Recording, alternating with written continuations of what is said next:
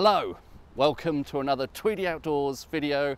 I've come down to Chichester today, Chichester, the inspiration for that David Bowie song. I'm going to walk some of the Stane Street, which is a Roman road leading from, let me get this straight, is it Novio Magus Reginorum? It sounds to me more like a Harry Potter incantation than the name of a Roman settlement. It was a major seaport, possibly quite important in the Roman invasion of Britain, and the street, Stane Street, that leads from here to Londinium was possibly built very early on in the Roman occupation of Britain. So it's close to 2,000 years old, a bit modern by my usual ancient trackway standards, but I'm assured at least some of its length is very picturesque, particularly this first section, which I'm going to cheat and get the bus to.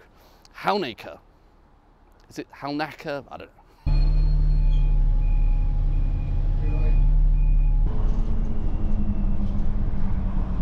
The number 55 bus there has just cut off the urban sprawl. I didn't really want to walk that first, but it would just be the outskirts of Chichester, and it has brought me to the village of, I'm going to say Halnaker, probably still got it wrong. And I believe as of now I am on Stane Street, an English wine estate, Tinwood, vineyards and everything. Cheers from Tinwood Estate. Didn't really plan this, but I happened to walk past it and it seemed like too good an opportunity to miss. So I'm here at the vineyard. I've only done 5 minutes walking so far, but I'm already having a glass of wine. This is Tinwood Estates Brut, their regular white. And it's very nice, it's refreshing, crisp, lovely. I'll put a link to the English Sparkling with Tweedy review in case you want any more detailed notes on that. Slightly unfortunate section along the road there beyond the limits of the village of Halnaker, where there's no more pavement. But now the A road here veers off to the right.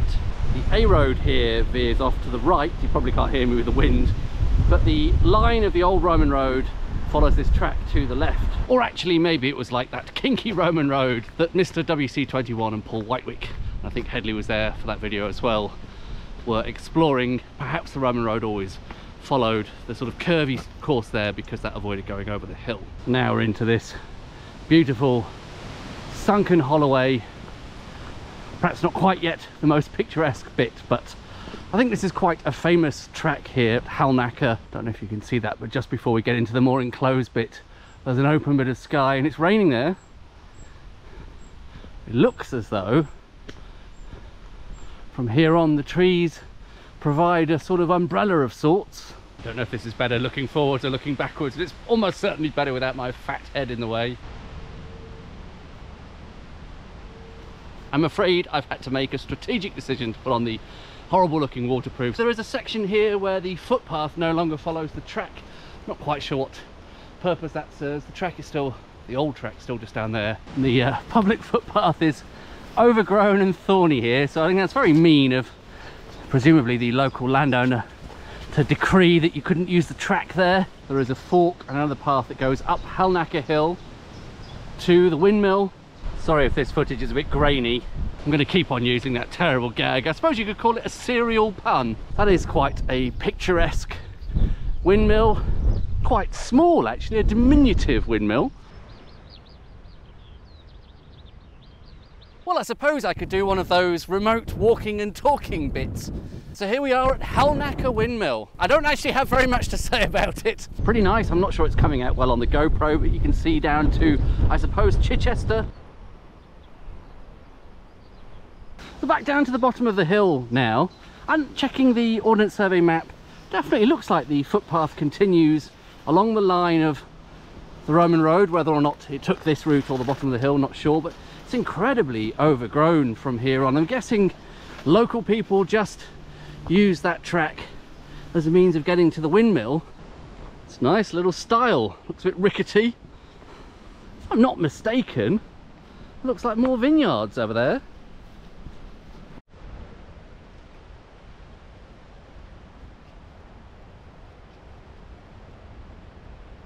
I've been given a bit of a reprieve from that very overgrown path. Well, I say that, perhaps I'm jinxing it, but the path now follows the edge of this field for a bit.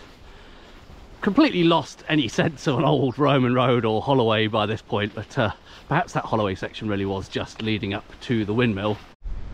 What a lovely bit of hillside I have emerged onto.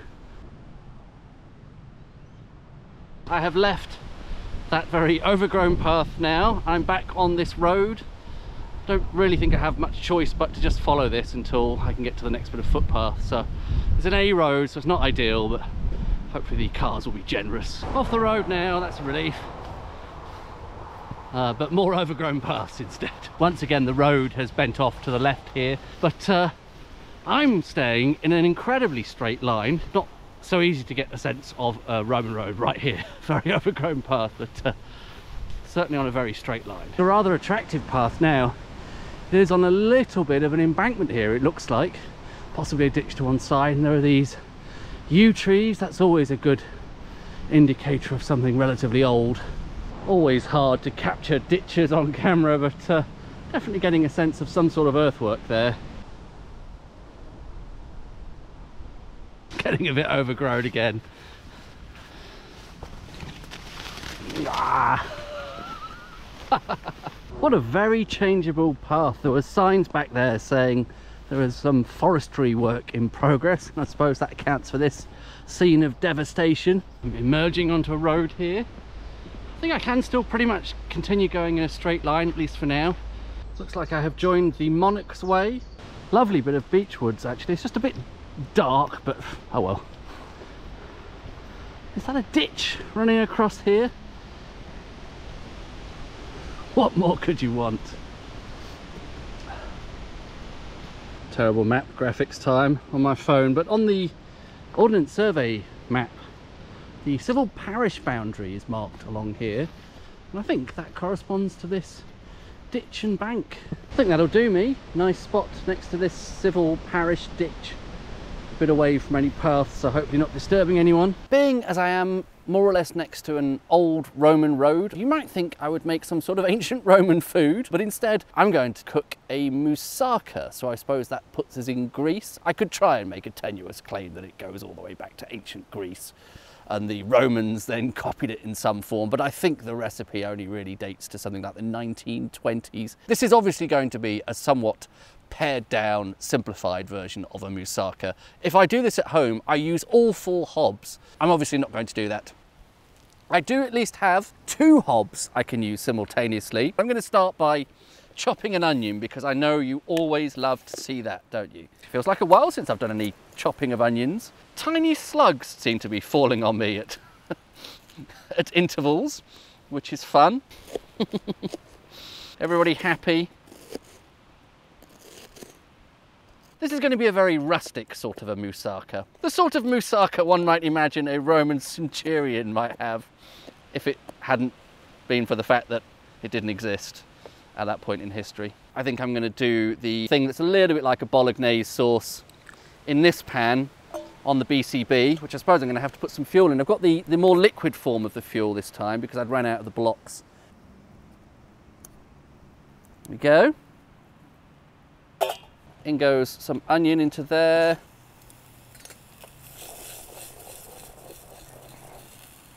Don't want that leaf, I don't think, no. Don't know what that is. We're going to chop some garlic as well.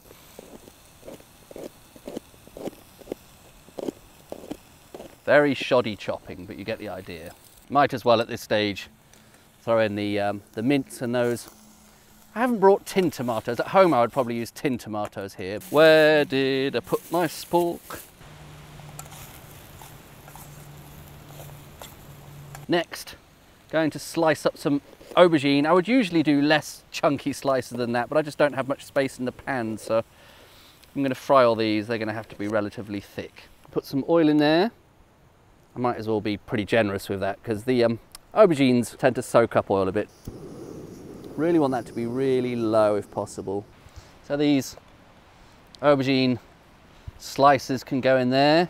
I have, of course, Chèvre Chambertin, of course, is the perfect pairing for moussaka. Of course it isn't. I don't know, I should be drinking some Gino Mavro or something, a Greek grape probably, but that isn't going to happen, not on this channel. I have had Gino Mavro before and it's very nice actually. It's a grape that Plato would have known, as a wine merchant once said to me, which I thought was a fantastic sales pitch. Perhaps a slosh of that can go in there as well. Let's see, what progress do we have? It looks like it's just absorbed some oil without actually frying very much. Going a little bit better on that side, maybe. I brought a little jar of tomato puree. Like I say, I would normally use tinned tomatoes, but it just seemed a bit excessive when cooking for one. Give that a bit of a mix around. We're making any progress on those. I mean, there's a tiny bit of browning there. Look at that one, for example. It's not too bad. Potatoes. So I've cheated here, I've pre-cooked these at home, and all I have to do is just roughly chop these a bit lengthways, maybe. I'm not really sure how best to do this. I don't know if this step's really necessary, but normally you make moussaka in sort of layers, don't you? And it will feel weird if some bits are layers and some bits are just big chunks. I would say that looks more or less okay. I think that's going to be reasonably pleasant to eat now. I may just warm through those potatoes because they're going to be sitting in the sort of middle of the dish.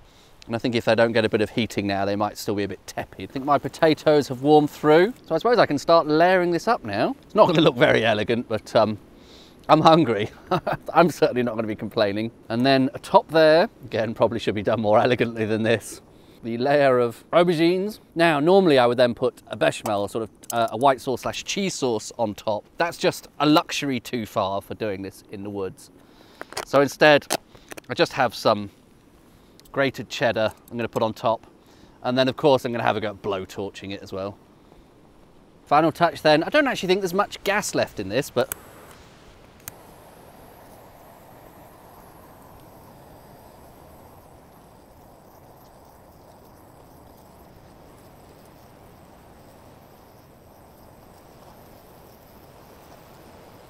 that might be enough. I think my tablecloth needs ironing. So there we go. And look, I've got a little slug on my plate. 2 in fact. Wonderful. I think I'll eat it out of the pan. Seems like rather a lot of food now, doesn't it? Let's try a bit of the aubergine first. That really isn't bad. I think I managed to just about cook that to an acceptable level.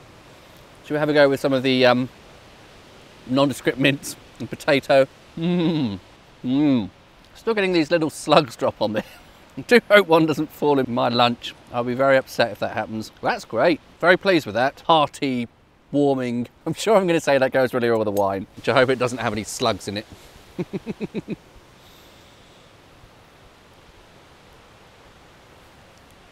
Ah, cheers. I worry in that cooking segment you weren't all getting the majesty of this little ditch. So here you go, here's some bonus ditch footage. That is finished, and look, burnt on the bottom, but in a sort of heart shape. Isn't that delightful? Not intentional, I assure you. Hashtag leave no trace. Terrible camera work. That was a beautiful spot. I really enjoyed that. That lovely ditch in amongst all these beech trees, listening to the wind rustle through the canopy up there. That's been really delightful. But alas, I do have some miles to cover, so I better press on.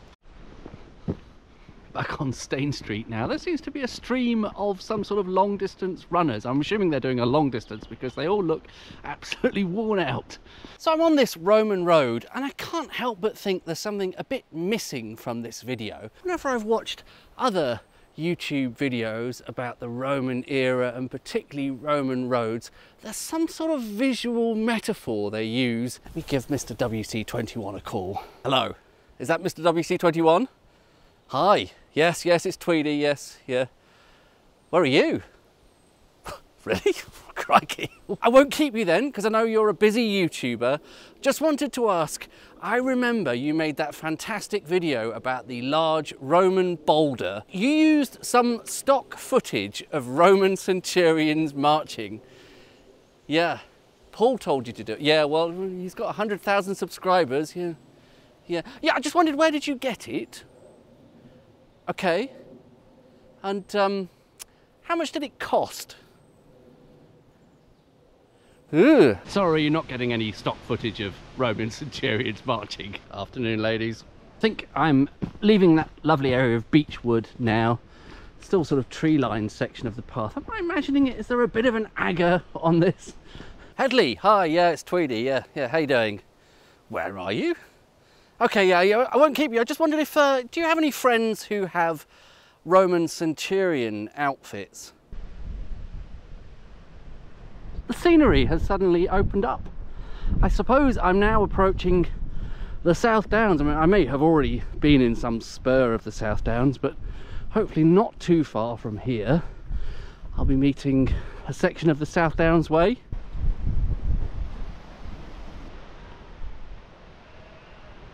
making a slight change of plan here. I was going to continue on forwards from here to join up with the South Downs Way, but looking at the map, I think getting to Amberley will be slightly quicker if I go on the, I think, the Monarch Way.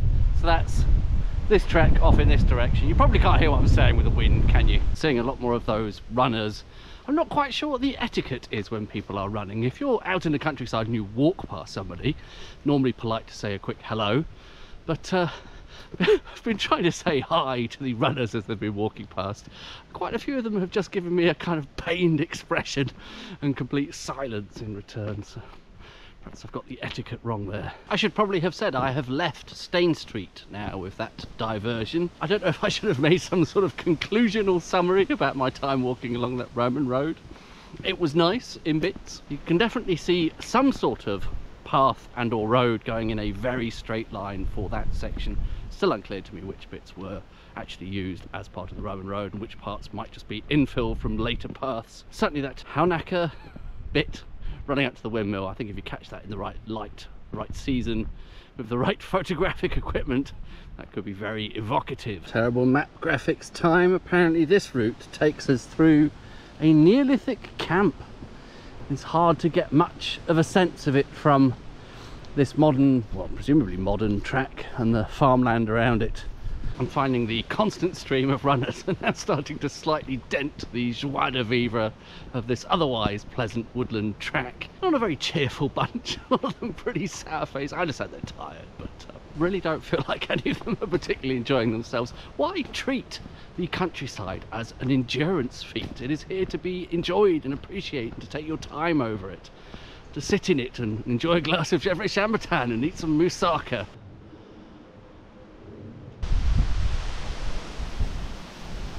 Finally emerged from the woods.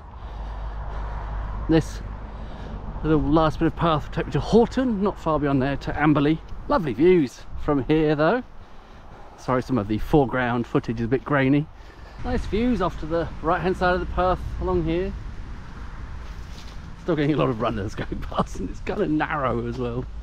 Slightly more open version of that view. Having spent a lot of this walk in the woods, it's really nice to have this open section towards the end there.